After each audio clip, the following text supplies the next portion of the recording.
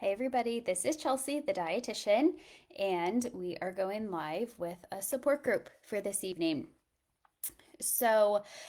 I really wanted to take some time and focus on ways to feel full while you're trying to lose weight because there's nothing worse than trying everything you can to achieve that calorie deficit, to achieve your health and your weight loss goals, and just being hungry the whole time. That's no fun for anybody. But there are some strategies that you can use to help you feel full and still achieve the lower intake that you're needing for that weight loss. So, in the process of losing weight, you've got to cut calories, right? And that can lead to feeling deprived. It can lead to feeling super hungry. Um, but it is possible to feel fuller and still eat those fewer calories. So I want to kind of go through those strategies with you. So the first thing that we have to understand when we talk about this is the energy density of the foods we're eating. So to put that simply, it's basically the amount of calories in the food by weight, right? So if a food weighs 3 grams, how many calories per gram is in that particular food item? So if we compare 100 grams of chocolate, the size of a standard chocolate bar, and 100 grams of an apple, we see that there are 10 times as many calories in the chocolate, meaning it's a high energy density, versus the apple, which has low energy density. So, where 100 grams of chocolate may have 500 calories, 100 grams of an apple only has 52, right? So, same weight of food, but far different as far as how much energy, aka calories, we're actually taking in. So, part of what helps us feel full is that physical kind of stretch that we get to our stomach when we eat, right? So, if you consume foods that are high in calories and don't take up a lot of space, high energy dense foods, you might eat larger portions to feel full, which could lead to eating more calories over the day or over time. While foods that have a low energy density, like non starchy vegetables, high fiber fruits, take up more space for a lot fewer calories. So, for the same amount of calories, you could eat 100 grams of chocolate or 10 apples, right? Which one's going to make you physically feel more full? Definitely the 10 apples, right? We probably couldn't even get 10 apples in one sitting if we tried. So, you can kind of have some strategic combos with your meals to be sure that you're achieving this energy density and to get that volume. So, the other thing we have to think about is how quickly the foods get digested. The faster it moves through your system, the sooner your body's going to be ready for the next meal. So that's where the protein and the fiber, which both slow down your digestion, can come in handy, and why we talk about those foods so much. Um, if you're in the mood for mashed potatoes, for example, think about maybe mixing in some riced cauliflower or mashed cauliflower with the mashed potatoes. Not only is it going to lower the energy density, but it's also going to give you a fiber boost and help you feel full faster. Instead of a full bowl of oatmeal, maybe you can divide that portion in half and then add a protein shake or some Greek yogurt to have with that oatmeal to provide some additional protein, because oatmeal naturally doesn't really have protein unless you're buying protein fortified oatmeal options.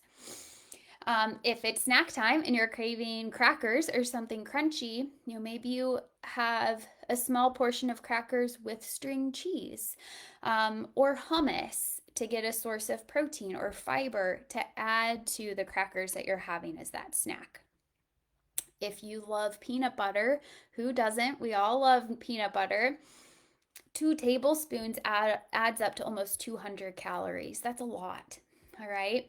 So try to stick with 1 tablespoon of peanut butter, but then combine that with, you know, um, apple slices or celery sticks or a piece of high fiber toast to still get the peanut butter taste that you like, but also add a protein or a fiber component to help you feel more full. Okay. It's also really important to take it slow.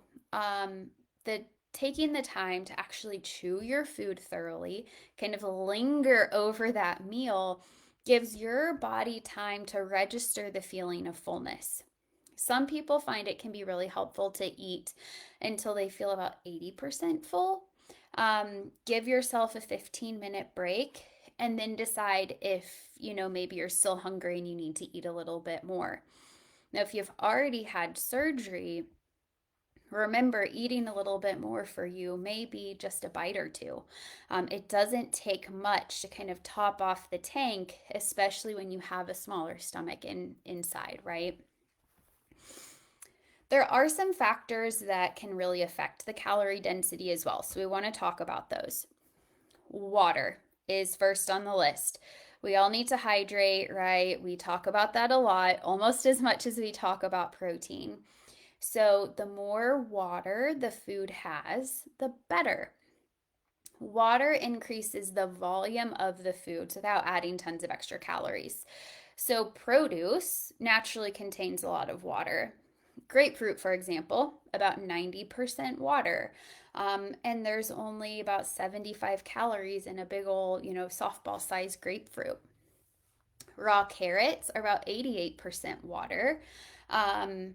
Dehydrating or drying the fruit removes that water content, right? And it shrinks the size of the fruit, provides a more concentrated source of sugar. So we've taken that volume now away. Think about how much space a raisin takes up compared to a grape. Okay, so now the energy density of that fruit has gotten condensed into a smaller package, which means we could potentially eat more than if we were actually eating just the grapes themselves. So that water content is really, really helpful. One box of raisins, for example, compared to 22 grapes, both have 90 calories. I think 22 grapes is definitely going to provide a lot more satiety than a single little box of raisins. Another factor we have to keep in mind is fiber. Fiber has tons of health benefits. It's definitely not talked about enough, but it can be really, really useful when weight loss is your goal. So it takes up a lot of space by adding bulk to your food. Fiber-rich foods can actually also expand in the presence of water. So in combination with drinking your water, it can expand in your stomach, helps you feel full longer. Now remember, we don't want to drink after your meal for at least 30 minutes once you've had bariatric surgery. So you still want to follow that 30-minute rule. Fiber is not always well digested by the body, depending on the types of fiber that you're eating. So it stays in your system longer, making you feel more full. Okay, so vegetables, fruits, beans, nuts, seeds, whole grains, lentils, all have really high sources of fiber and can be included on a pretty regular basis. The other nutrient that really affects the energy density of your meals is fat. So, unlike water and fiber, fat has a very high energy density. If you compare fat to the carbohydrates and proteins, there are over double the amount of calories per gram. So, for example, a half a tablespoon of butter, which is about the size of the top knuckle of your thumb here, contains the same amount of calories as 2 cups of broccoli. All right, so as you can see, when the foods are higher in fat, it also boosts the total calories overall, which makes them what we would call energy dense.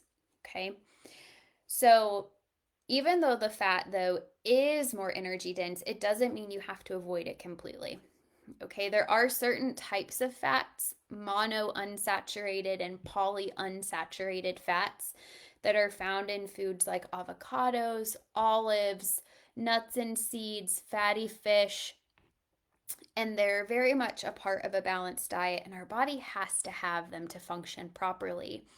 Um, it can also help kind of slow down how quickly the stomach empties and lead to feeling a little bit more full as well. But less is more. Okay, even though those foods have high nutritional value, they are still energy or calorie dense, and we have to enjoy them in little amounts. In the past, low fat diets were kind of the standard recommendation for weight loss. And we thought that, because fat was higher in calories, eating less fat meant fewer calories going in, which meant weight loss. However, it's not that simple. Studies haven't really proven that to be the case. Um, so keep in mind that low fat doesn't necessarily always mean healthier. When your food companies make low fat versions of products, they usually have to add sugar or some other ingredient to still make it taste good, right? And the flip side goes for low sugar foods, sometimes maybe higher in fat or oils or other additives to make them taste better, or sweeteners and things like that. So we cannot always take those kind of diet or healthified food products at face value, because something has changed to make them still taste halfway decent. Okay, so that's something to keep in mind. So, to help you feel full by eating fewer calories, there's a few strategies to keep in mind. You want to try to eat more veggies. Okay, focus on produce, especially those non-starchy vegetables, as the secondary base of your meal. Your anchor is always your protein. Fill in the gap with veggies. The more non-starchy veggies you can add, the better. They have the water, they have the fiber, and those are going to help you feel more full.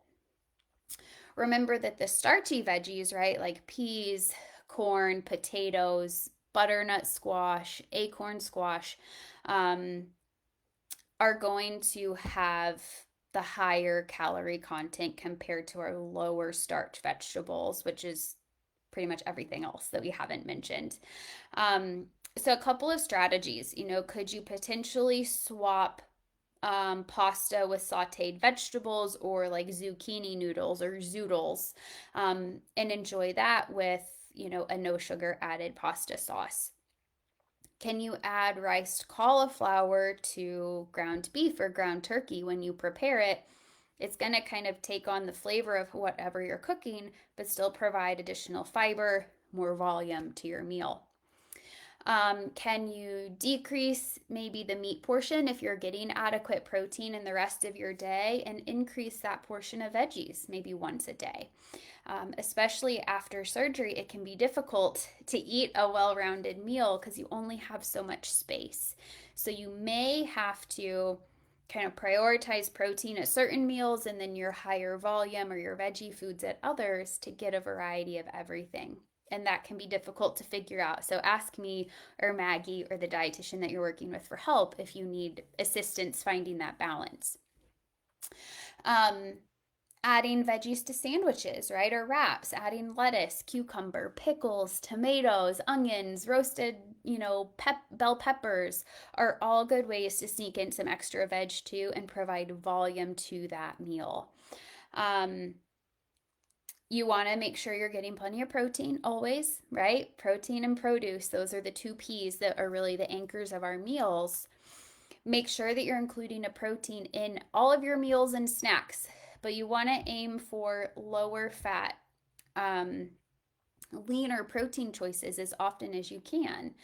Reduced or low fat cheeses, low fat or non fat yogurts, removing the skin and the visible fat from um, meats when you prepare it, and try to stick to beef that's, 85 to 90% lean if you're choosing ground meat options whenever you can. And eat real fruit. Okay, that's another trick.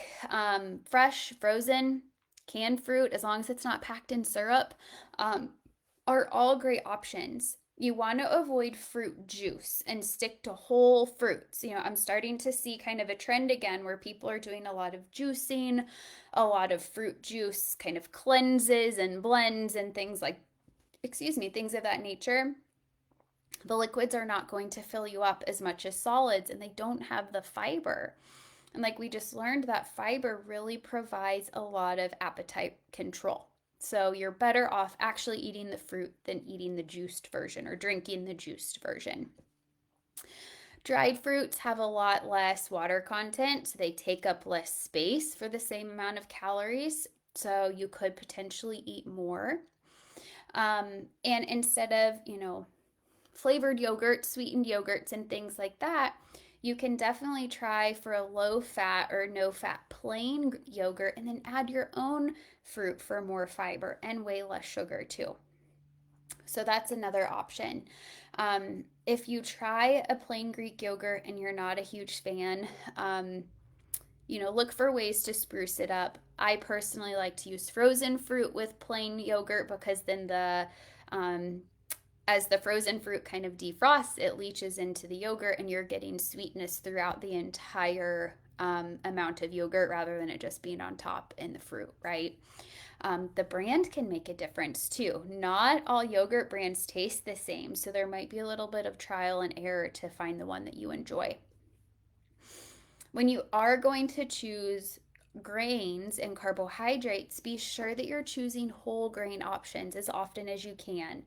Whole wheat bread, whole wheat pasta, rolled or steel cut oats, brown rice, sprouted grains. Those are going to be high fiber choices, and some even contain protein to help you stay full longer. Healthy fats like our avocados, olive oil, nuts and seeds, consider those to be more like toppings, all right? Like the sprinkles on top of the sundae. A little bit goes a long way, just a little extra pizzazz to whatever you're eating. Try to think about eating like one or two toppings per meal and keep it at that. So, for example, a quarter of an avocado, not a half, not the whole thing, a quarter of an avocado. Um, or that would be the equivalent of like 4 tablespoons of guacamole. 2 tablespoons of nuts or seeds on top of a salad or on top of a yogurt or something like that. 1 tablespoon of peanut butter or nut butter. 2 teaspoons of oil. 10 to 15 olives if you're having those as a snack or on a salad. So keeping those higher fat foods in smaller portions, but adding them as a component of a balanced meal can really help provide a lot of appetite control too. So, all in all, protein first, but add volume to your meals to help you feel full longer. Fill up the extra space on your plate without adding tons of extra calories to help better regulate your appetite while you're still trying to achieve weight loss. If you have questions, let us know. If you have strategies that have worked for you, feel free to drop those in the comments as well. And as a reminder, this video will stay on Facebook for about a month. Otherwise, be sure you check out the YouTube channel for any past videos, so you can go there to get more information. I hope y'all have a great night, and we will see you again next time. Have a good day, everybody.